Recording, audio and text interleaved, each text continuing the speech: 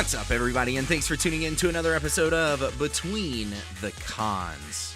My name is Chris, and with me today, the Wonder Twins. Hello, Puppet. Hello, Puppet. One of you sounded like you were in pain, and the other one sounded like a terrible impersonation of Pirates of the Caribbean. It sounded more sober than Johnny Depp, at least, on a normal day. On a normal day. On any given Tuesday. Yeah, with 50 million less dollars, basically. Yeah, there's also that. It's 50 million's probably being nice about it. Probably. Yeah. I don't know. Hollywood Reporter needs to go back and do an update on that story. Yeah. I feel like that would just make me sad, though. I don't want an update on that story. No, we'll just forget it ever happened. Yeah, we'll just pretend that he's well off. He's a good money manager, has no financial problems. Right. He's just happy playing these characters that aren't real, and they have no impact on his life whatsoever. Yeah, and barely make any money in the box office. Exactly. Well, anyways, thanks to everybody for tuning into the show. Quick shout out to everybody that's hit us up on the internet this week. For those of you that don't know, we're on Facebook, we're on Twitter, we're on Instagram. We have a Snapchat, but Dane is supposed to run that, and I don't know if we've ever posted. So if we haven't, blow it up, blame Dane. It's his fault. Dane shaming. Yes, Dane hashtag Dane shaming. And then shout outs to anybody that's left a review on the iTunes store or the Google Play Store or YouTube, iHeartRadio, whatever. If you've reviewed the show, we appreciate it. If you haven't, please do. It goes a long way in this here podcast community. So we'd appreciate it. That being said, we have a pineapple episode for you today. We're going to be hitting the headlines, giving you the latest and greatest nerdy news. So, let's go ahead and get into that. We're going to have a pineapple situation.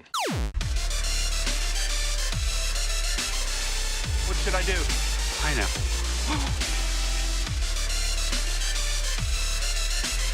The word that cannot be spoken. Pineapple. Just want to say pineapple. If Pineapples are fun. My dad used to throw them at me. Pineapple. Seriously? Wow. First up in Pineapple from CBR. The news that everybody was just on their pins and needles expecting today, the most anticipated movie of the year, coming up shortly, Teen Titans Go! I'm actually really excited about it. I'm excited about it too. I mean, whenever I saw that, I will probably go and watch this movie more than likely. This was an unnamed production for summer of 2018 on the release schedule, and it was finally announced what the unnamed production was, and it's actually a Teen Titans Go full feature-length animated movie to be released July 27th of 2018. Well, I'll say this. I'm not going to go see it. But there's something alluring about Teen Titans that looks and feels kind of like Powerpuff Girls. Yeah. And I'm excited about the prospect. Yeah. I mean, and I think, Teen Titans Go has gotten a lot of bad publicity over the past 3 or 4 years of its existence, mainly because it's a lighthearted take on what happened in Teen Titans. But you've really got to see them as two separate series. Oh, for sure. And I don't think enough people do that, because the majority of people I talk to that are diehard Teen Titans fans despise this show. But I'm not really a diehard Teen Titans fan. I've watched a few episodes, but I never really got majorly into it. But I like the comedy of Teen Titans Go. You just can't compare it to what has come out previously. If that's the most controversial thing we ever talk about on this podcast, I think we just I think we're doing pretty okay. I think we're doing okay. But yeah, I think it'll be good as long as as long as the fan base is not totally against such a thing happening. But we'll see what happens with it. I think it could be a good thing. It'll be humorous at the very least. It'll be a good time. Considering the 3 million hours of Teen Titans Go Cartoon Network has aired, I'm sure they've amassed a few fans along the way. So yeah, a few. Yeah, got to be better than the Powerpuff Girls reboot anyway. So Didn't watch it. it's okay. You're not missing much. That's Pineapple. what I heard. Well, Syfy has a new show that was supposed to be coming out actually this week, and it has been delayed till December 6th. I'm shocked they didn't cancel it like they do everything. Yeah, like everything that is good gets canceled on Syfy. But no, it's really cool. I don't actually think we've talked about it on the show before, but it's called Happy. It's based on a comic book miniseries by Grant Morrison and Derek Robertson. And it I thought you were about to say Pharrell Williams. Pharrell Williams. It just wants to be happy. Oh my! With his minions and his creepy minion eyes and overalls. Ugh. Okay, continue with the actual Happy comic book. But it follows a character called Nick Sachs, who is a ex-cop turned hitman. He's a drunk, he's corrupt, and his lifestyle is pretty shady. Oh wow! I mean, obviously, lots of murder because he's a hitman. Lots of betrayal. Lots of just grunge. But it follows him, and then he has one hit that goes wrong, and as a result of that, he is kind of haunted, if you will, by a tiny, imaginary, and relentlessly positive blue unicorn named Happy. And in the show, Happy is going to be voiced by Patton Oswalt, which is excellent. Mm-hmm. But the show is spearheaded by Brian Taylor, which is not exactly great. Brian Taylor, for those of you who don't know the name, he is he was the he spearheaded Jonah Hex as well, which was not great. But he also led the front on Crank with Jason Statham, which I think is the one thing that is going to be kind of the guiding vision for this.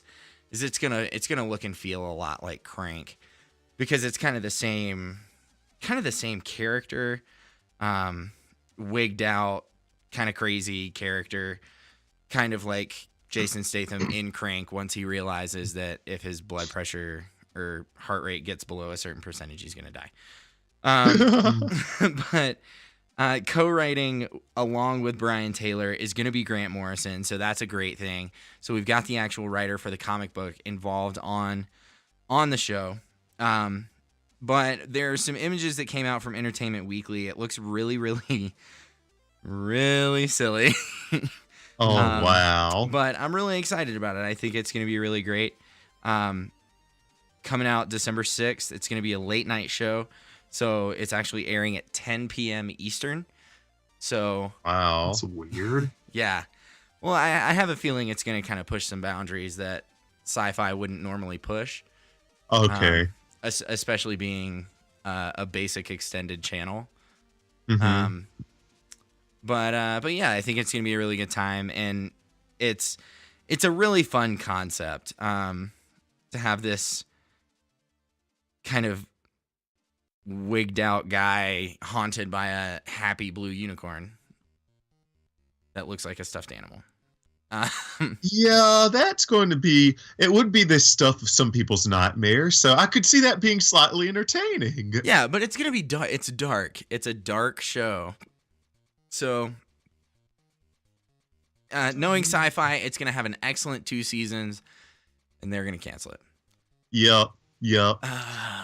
But anyways, I'm looking forward to it. December 6th. Check out Happy on Syfy, 10 p.m. Eastern. Pineapple. So, according to TechSpot, Intel has announced their 8th generation processors. It's nicknamed Coffee Lake, or I guess it's named Coffee Lake. It's, usually it's code name. So it apparently offers a 25% boost to frames per second and a 45% better multitasking performance compared to the seventh generation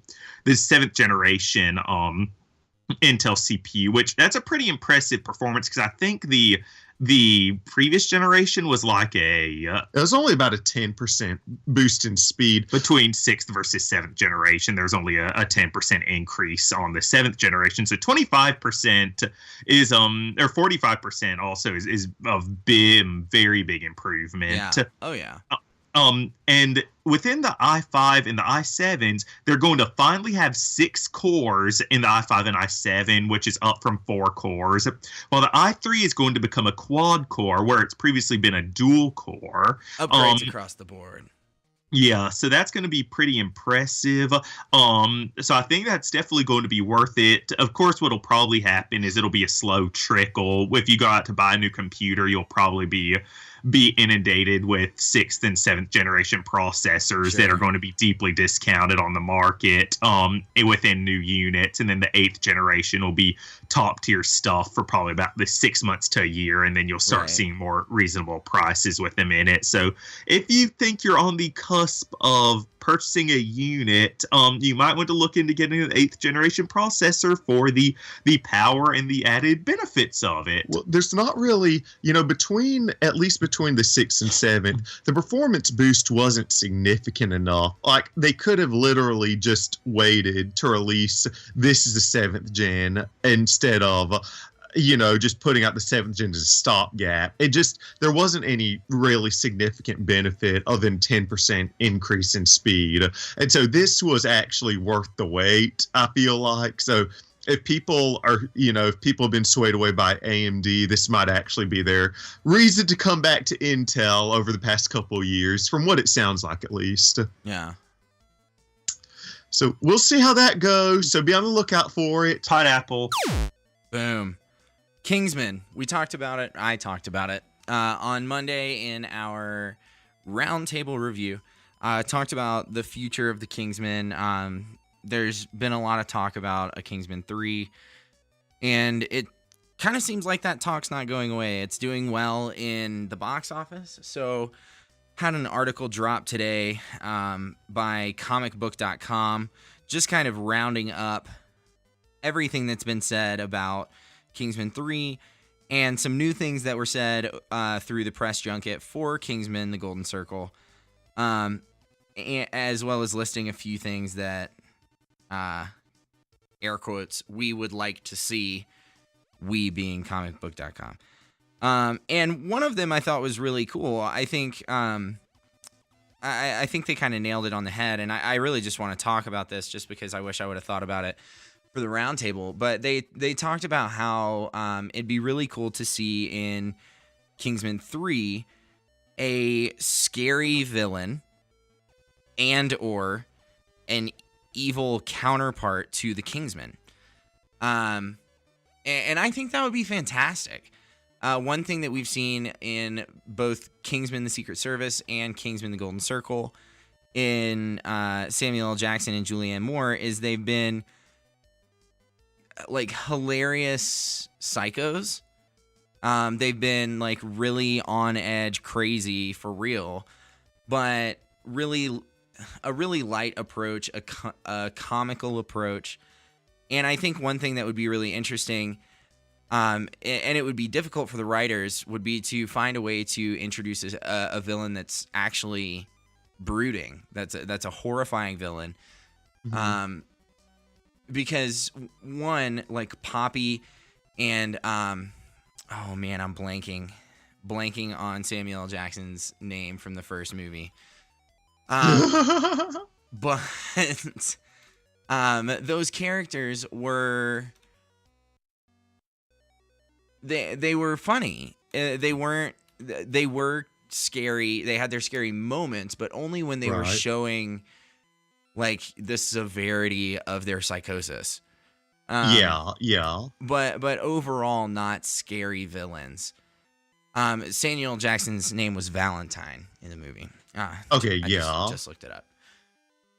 But one thing I think would be really cool is to see that scary villain. Another thing would be that would be cool would be to see the evil counterpart to the Kingsman. We got a little taste of that in the Golden Circle via the Golden Circle.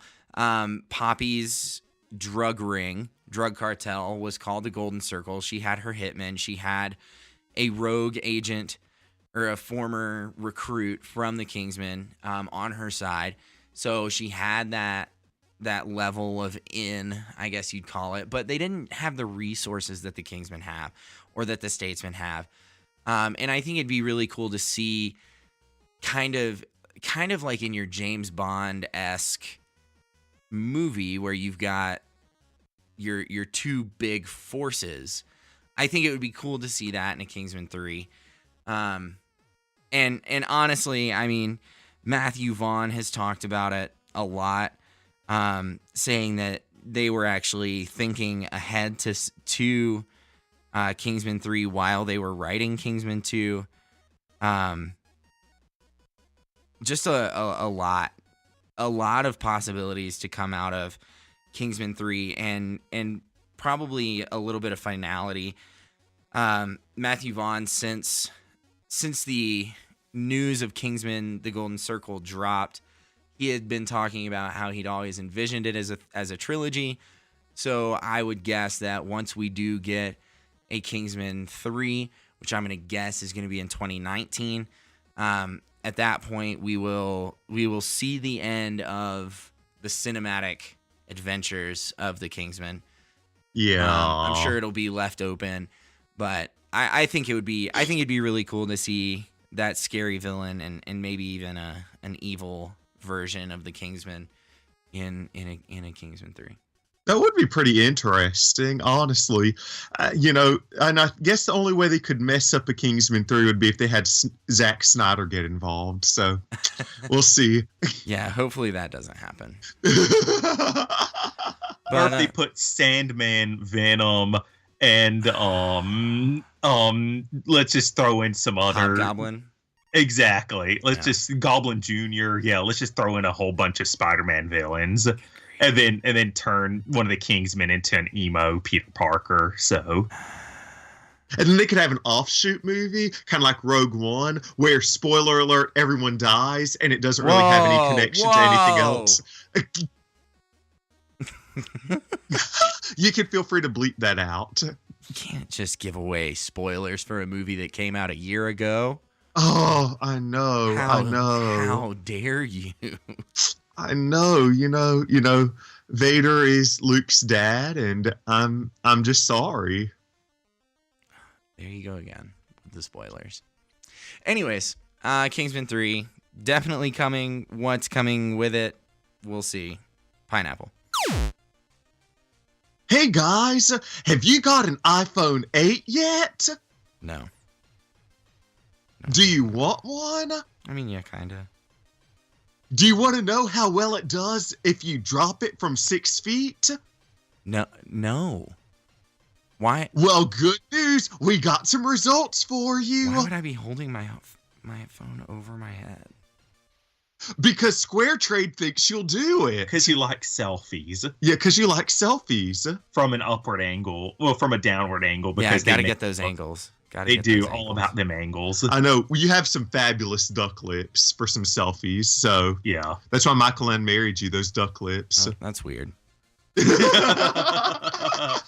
I mean, how you hold Pringles in your mouth. I wasn't talking. Okay, fine. Okay. Anyway, in case you were curious, Square Trade, an Allstate company, by the way, I did not know this, but they actually released some of their durability testing for the iPhone 8 and 8 Plus, as well as the Galaxy Note 8 this week.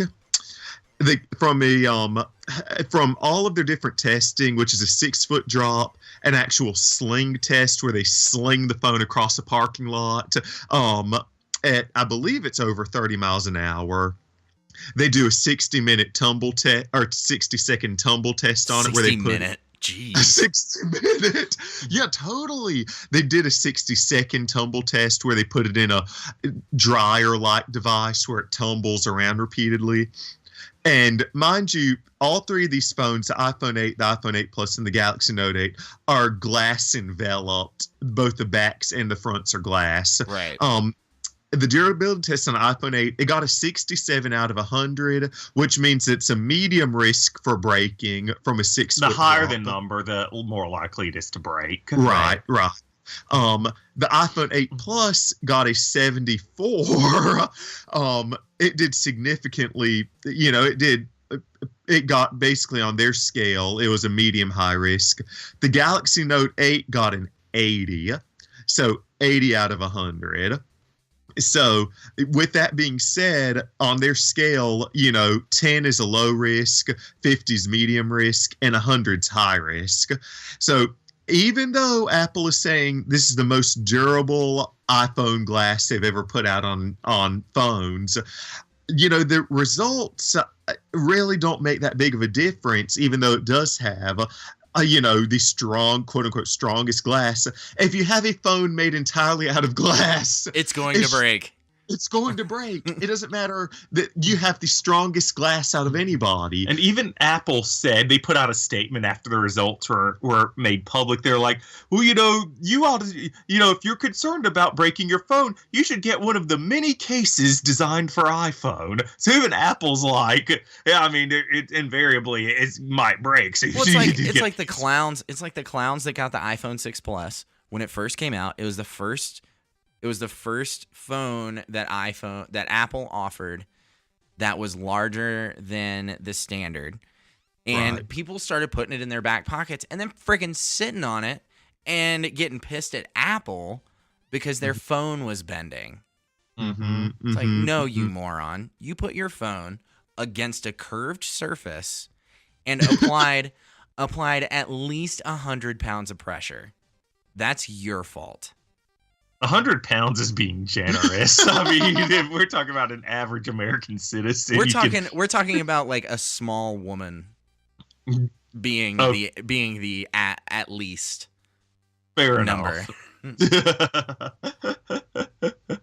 Fair enough. Yeah, that's dumb. That's dumb. Like, if you have a phone, I'm just gonna say this: if you have a phone where 70% or greater of a single side is a glass screen, and you don't put it in some type of case, you don't deserve nice things.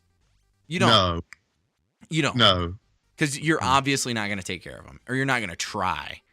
Like, No. I've got a buddy who says that his Apple Care, because he buys the Apple Care with his phone, his Apple Care protection plan is his case. Oh my god! It's like, dude, you don't understand how Apple Care protection plan works. No. Because you still have to pay for it to fix it. And then It's just a little bit cheaper. Yeah, and then they can still turn you down if the damage is so catastrophic. So I mean, like, they can still just flat out say we're not going to fix it if you've accidentally damaged it too much. So dumb. I'd really be interested to see these numbers, the breakability numbers for the iPhone X, with the full screen OLED, or the full OLED screen.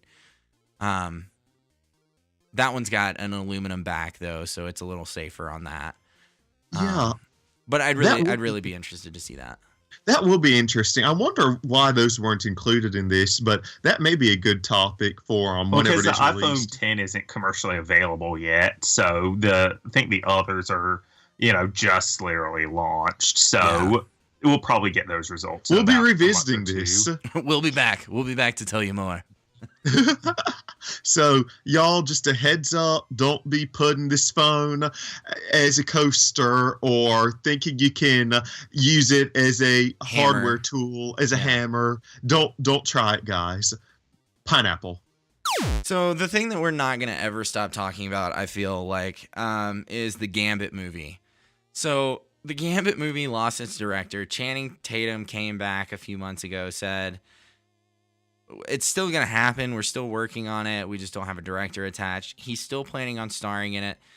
And there recently were a lot of rumors that dropped about the movie. So I'm going to hit a few of those really quick. One of them, which is probably the most interesting to me, is that it's going to resemble an Ocean's 11 superhero movie. Oh. Which excites me.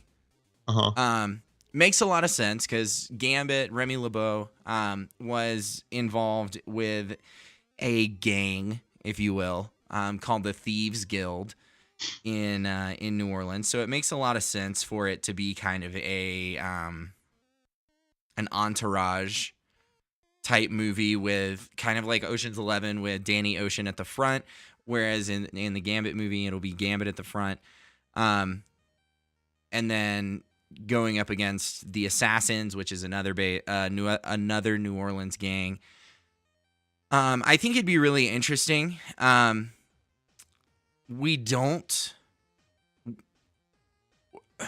of the things about superhero movies is we have superhero movies. We don't really have subgenres within superhero movies.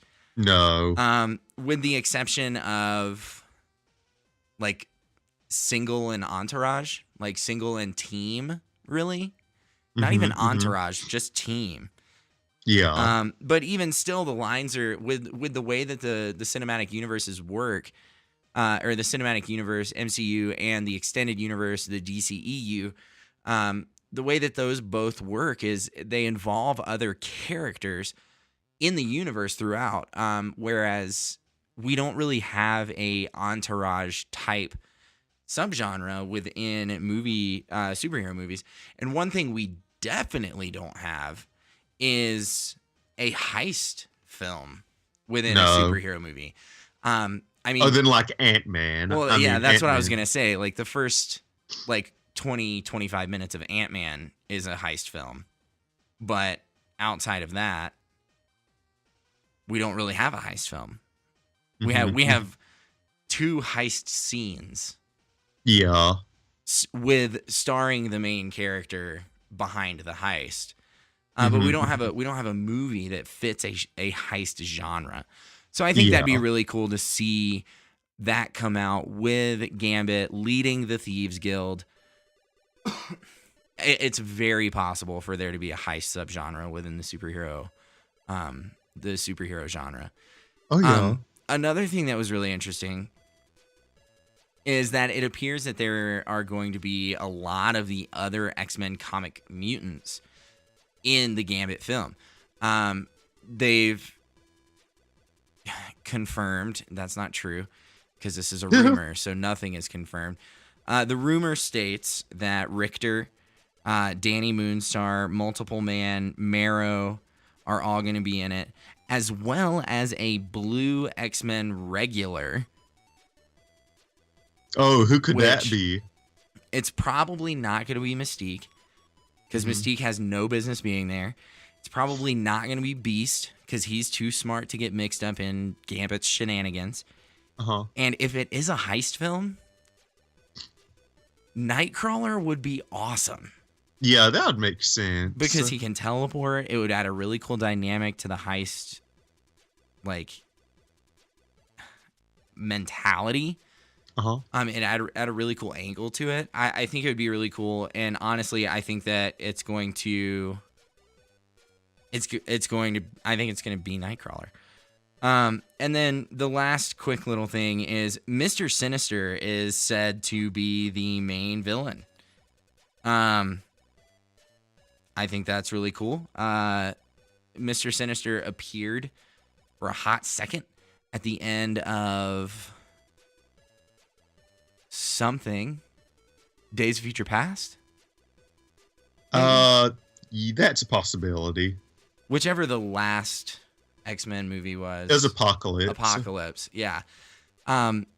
When the Essex Industries briefcase goes in to pick up some stuff from the Weapon X laboratory, it's more of an Easter egg than a true appearance. But I think that'd be cool, and it also opens up the opportunity for the X-Men universe to kind of branch out a little bit after the soft reboot with X-Men First Class. So I think it'll be really neat to see this movie. I just don't know when it's gonna come. Who knows? Who knows? How many years has it been now? 7? It's been 2 since it's been actively talked about. Actively talked. Yeah. So maybe 2 more and we'll actually like start production. Who knows?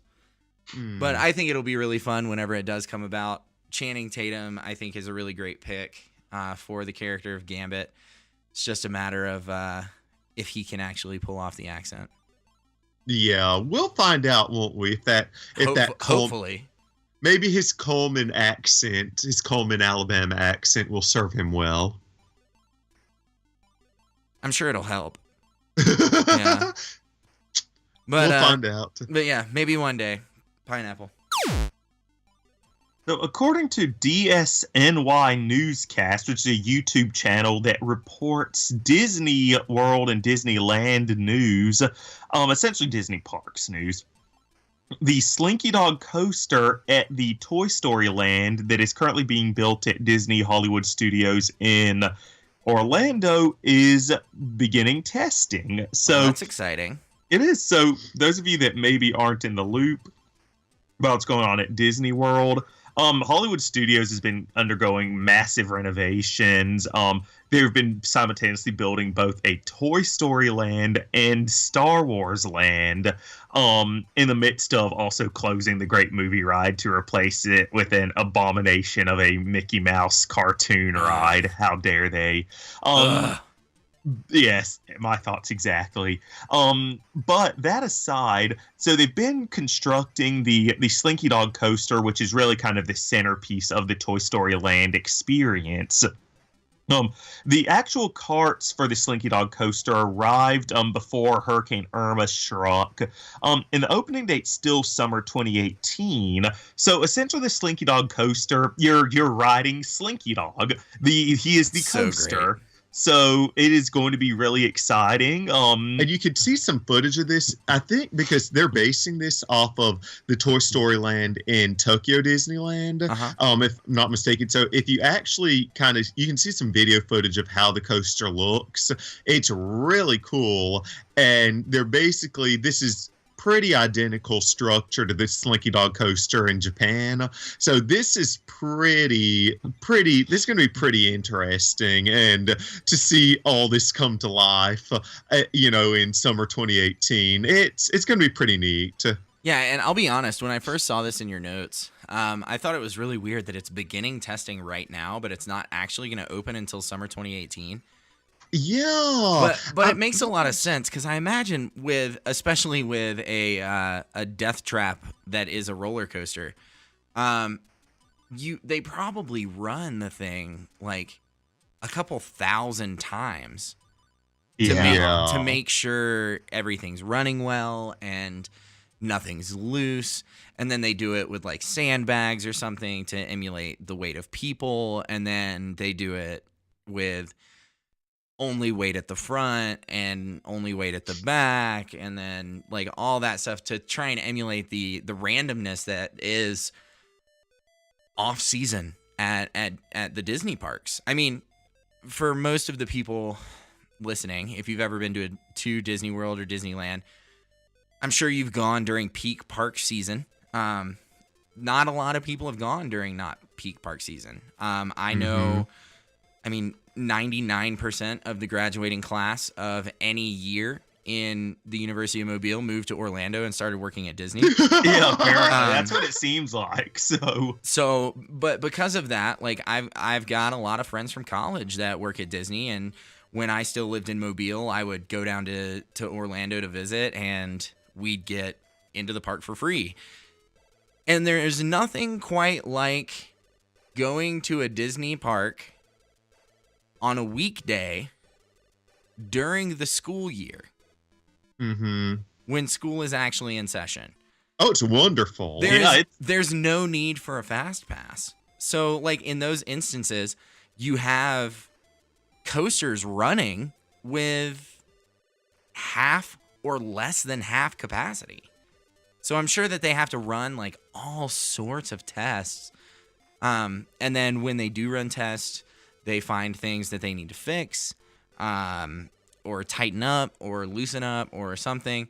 So it does make sense, summer 2018 being the official opening.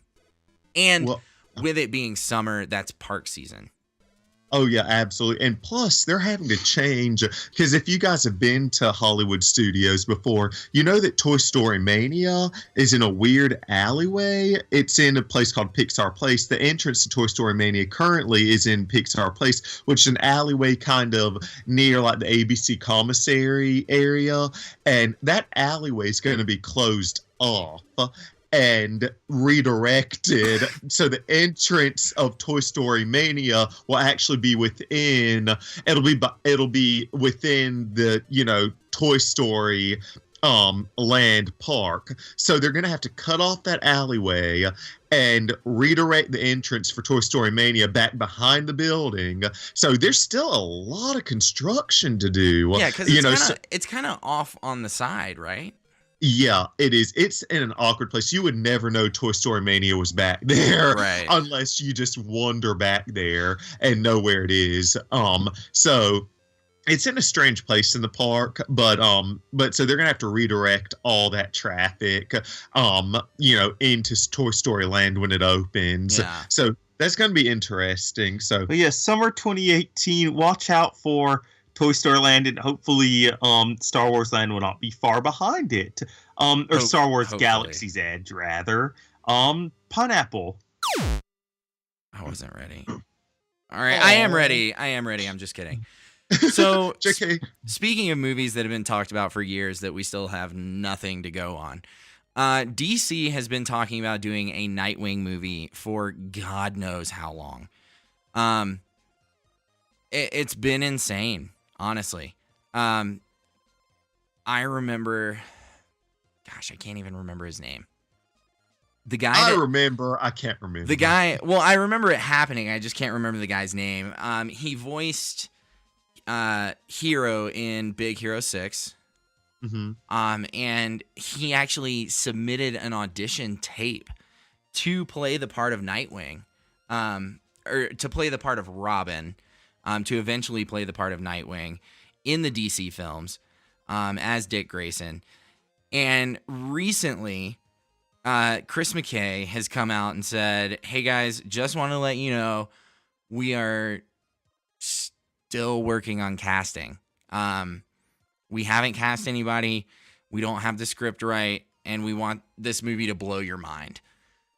Which I can appreciate. And honestly, I would not be surprised if that is kind of a PC PR way of saying, like, hey, we put this movie on hold to make sure that Justice League didn't bomb. Yeah. Because, I mean, Wonder Woman did so well. We've talked about this so many times. We don't need to rehash it. But before Wonder Woman, there was Man of Steel, tanked. Mm-hmm. There was Batman vs. Superman, Dawn of Justice, tanked. Mm-hmm. It hasn't been a very bright path for DC. No. At least in the DCEU on film. So carrying that into all of these movies that they have planned, they all kind of hinge around the Justice League. Realistically, the Nightwing film is going to be a spinoff of Batman. Batman being Ben Affleck's solo film. It's going to be a spinoff of that. We're going to get introduced to Bloodhaven. I assume Bloodhaven being the town that Nightwing is from, or that Nightwing protects. It's Nightwing's Gotham. But Wonder Woman, to everyone, every fan, Nightwoman. No, Wonder Woman. Wonder Woman was a fluke as far as how good it was. And that's sad. And I'll say I think Wonder Woman was a fluke. But if Justice League can come out and do well, and not seem forced, which with how much Joss Whedon came in and pretty much redid, I think it's got a lot better of a chance than when Zack Snyder was helming it. Nothing against Zack Snyder's situation that had him leave, because he left with honor. But it's the kind of thing where I think that they probably just put this movie off until they find out if it's going to be worth it. And then people keep asking and asking and asking, because it's been talked about for so long, that somebody had to just come out and say something. Give the people something to go on. But I'm really excited about it. I love Nightwing. I'm not a huge DC guy, but I love Dick Grayson. I love the story of Dick Grayson. I love Nightwing. I think that he is probably the best of the Batman sidekick spinoffs. Whether it be Red Hood with Jason Todd or Damian Wayne's Robin. I think the progression of Dick Grayson from Robin to Nightwing is probably one of my favorite consequences of Batman. Yeah. But yeah, I think it'll be really good. Once it does come around, I hope. I think it's just a matter of, we got to see how Justice League does. Yeah, that's going to be the big question, whether any more money's going to be thrown down this DC path at Warner Brothers. Right. Yeah, and I think that once, I know for a fact, when Justice League does come around and it's getting time, November 10th, a week before Justice League actually drops, I'm going to be on Rotten Tomatoes every 30 minutes to see who has reviewed it, what are they saying, what are their ratings, that kind of stuff, just to see how it does. Well, and interestingly enough, with the previews of Wonder Woman, whenever there's the embargo on reviews, of course, with Wonder Woman a little bit, but some people did have the ability to tweet about it a little bit, and it was pretty consistent even with the previews that said that the first two segments of the movie are absolutely great. The third act is a little bit weak, but it's overall a really good movie, and people were genuinely impressed with it. So I think if that's, I was kind of shocked at how accurate the reviews were for Wonder Woman. They didn't seem forced or biased, which is very rare in the review industry. But for it to be a cases, DC movie with a positive review, I think that says enough. Yeah, that they weren't biased. Yeah, exactly. So I think that if it receives the same treatment that that Wonder Woman did, the same type of unbiased treatment, and if the early reviews are a good indicator of it, then we'll find out what happens. We'll see how your Rotten Tomatometer vision goes with this one. Well, here's to hoping Nightwing actually comes about. Yes. Pineapple. So, with the release of the SNES Classic coming up at midnight, this actually today, which would be the 28th, September 28th. So, if you guys are going to be standing in line at midnight tonight, waiting for... It actually launches September 29th. Yes, so you want to be September 28th around 11 p.m. to get ready for it to launch September 29th at 12:01 a.m. So. Yes. So if you guys are looking forward to that, you may be interested to know that somebody's already come out with a clone of an SNES Mini in Japan, basically. It's an HDMI console called the SFC Compact HDMI that actually plays Super Nintendo and Super Famicom games. Which is awesome. Yeah, it is. It is. And so it actually released on Tuesday, the the 26th. And so it's really neat that got released right around the same time as the actual SNES Mini. I think it only does like cartridges, so I don't think it actually like stores ROMs. I could be wrong about that, but still, it's there's really not been many devices, because for those of you unfamiliar with the differences between consoles versions within Japan or the US, is Famicom, Super Famicom cartridges are different shape than Super Nintendo cartridges, and that's the same between the original NES and just the original Famicom. The cartridges were different shapes, so even though they had the exact same games, because of issues with importing and region locking is what people call it. The cartridges were different shapes, so that people in different countries couldn't play them deliberately, even if it was the same game. So this is a big deal that you're finally able to play Super Famicom and SNES games on the same unit. And it's going to be done by Columbus Games. I don't know anything about this company. And generally, I'm not really a big clone console person. I definitely will not be getting this more than likely, but it's still an interesting thing, on the eve of the SNES Mini to kind of mention that this is a neat little device that's coming out. And it's the equivalent of $90. So if you value playing 20-year-old cartridges. Well, 25 almost, I guess. Just for the sake of nostalgia. Yeah, exactly. This may be your device to do it on. So see if you can import one, kids. Pineapple. So the last point of the night, and this one's just kind of for fun. But I was reading through articles and all this kind of stuff for just preparation for the show tonight, and I came across another article of here are all of the people that Supreme Leader Snoke might be. Oh, wow. And Jar Binks. That's the first one on the list. Oh my god. Every single time. Like, people cannot get over this. Jar Binks is a dark side Jedi thing. A Sith Lord. That's it. Sith Lord. They can't get over it. Ever since that theory first dropped, a year ago? A year and a half ago? Yeah. People can't get over that.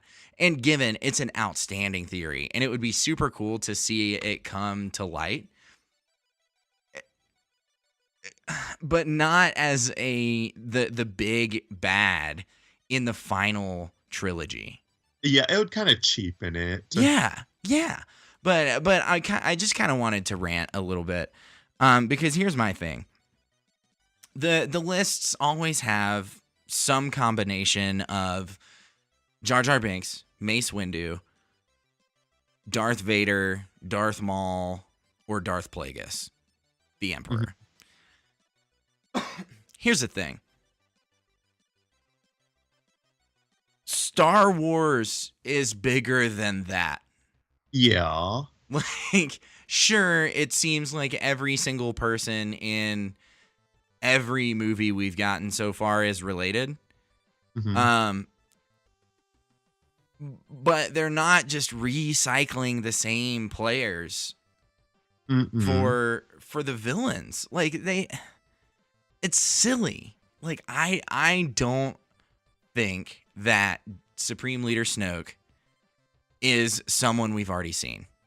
Yeah, I mean, and if you look back at how the first trilogy kind of went down, Emperor Palpatine being the Sith, the supreme leader, basically, he was not given any background in that story. He just existed, basically. And I wouldn't be shocked if Snoke was very similar in that respect. If they're trying to go with a vibe of the first trilogy, they may just introduce this character and say, this is who this is who Ben encountered. They met up. He started training Ben in the Sith way, and it may not be a pre-existing person in the universe. There's nothing wrong because Palpatine had literally no development in the first trilogy, and if it's anything like Force Awakens mirrored A New Hope, then the next two movies mirroring that lack of development for the Emperor / Sith Lord character wouldn't be all that surprising. I still feel as though Darth Plagueis, I feel like that would still be an interesting twist, because I feel like that whole monologue that Palpatine gives to Anakin in Episode 3 was really dark and twisted, and it really gives you an insight into Palpatine. It was a great backstory addition, so I feel like that would be an interesting term. But yet, I think somebody at a press conference probably a year or so ago asked them about that theory of Darth Plagueis, and they acted like they didn't even know who that was. So it's very clear that they probably really don't care. Yeah. And my thing is like, if it's Darth Plagueis, he would have to be so old, to be Snoke. But that being said, Snoke looks super old, so it could work. But here's my thing, and this is out of the wild theories that are out there, the one that I want it to be the most is Mace Windu. I know. That would be really cool. Exactly. That being said, Samuel L. Jackson has shot down that theory himself. Yeah. That being said, Samuel L. Jackson does not have to be old Mace Windu / Supreme Emperor Snoke. True. But I think that would be really cool just because of the backstory and the mythos behind Mace Windu, his kind of split down the middle between light side and dark side. I think it'd be really cool to kind of develop a story where that split became a rift and he fell to the dark side. I think that'd be really neat. But that being said, I think the coolest theory of all of the theories, both new character and old and known character, is the theory of him being an actual ancient Sith. Being kind of a Sith god, if you will. Being someone that all of the Darths have like learned under, have trained under. Or something like that. I think it would be really, really interesting to see Kylo Ren following in Darth Vader's footsteps, following in Palpatine's footsteps, following in Darth Plagueis' footsteps, following in Supreme Emperor Snoke's footsteps. But all of those middlemen are gone, so Kylo Ren is going direct to the source in Supreme Leader Snoke. I keep saying Supreme Emperor Snoke. Good try. But I think it would be really neat to see that kind of flesh out as him being kind of this ancient entity. Either way, I'm just really excited to see Andy Serkis continue to be awesome with all of his motion capture and his facial capture that he does for Snoke, because it's real. Oh yeah, absolutely. And the character does look, as you said, ancient and alienish. And I mean, his face is literally falling apart. Yeah, and he doesn't really match any other critter or creature that we've seen in the universe exactly. So your theory has some merit. Yeah, and I think it'd be cool. That's it. Yeah. But I really just wanted to use that to vent a little bit at the people, because it happens a lot on the light side, I guess, with Luke Skywalker and Kylo Ren being the son of Carrie Fisher, of Leia and Han, and then Rey's character kind of being up in the air, potentially being related in some way to Luke Skywalker, not really sure yet. But the thing is like, not everybody has to be related. Yeah, exactly. And not everybody has to be a character we've met before. Right. And I feel like everyone has these fun theories because that's all they know to go off of. But I just want to get it out there that, like, I think they're fun theories. I don't think any of them are going to be true. Yeah, exactly. But that's just me. Pineapple. We shall find out, won't we? Yes, we shall. December 15th. Pineapple. And that's it for the show. We made it all the way through to the end. You made it all the way through to the end. Congratulations. Yay, you graduated. Many combolations, Elizabeth. Wow. That was fun. a little senior card gauge for you Homestar Runner fans out there. All 6 of them. Dozens. Exactly. Dozens. You know, Flash dies hard. Anyways, if you guys are interested in sponsoring the show, check out Patreon, Satchel, and Amazon. You can go to betweenthecons.com/any of those words, and it'll take you to the appropriate site to help sponsor the show. Also, check out betweenthecons.com. You can stream our episodes online at betweenthecons.com/listen. You can link out to all of our social media sites on the website, and we've got a bunch of other cool stuff on there, so make sure you check it out. If you like our theme music, check out Affixa, betweenthecons.com/bandcamp. And finally, make sure you guys tune in on Monday, because we're going to be back. We're going to have a Topic Thunder episode for you, and it's going to be a good time. You don't want to miss it. So subscribe, tune in on Monday, and we will talk to you then. Have a great weekend. God bless. Bye.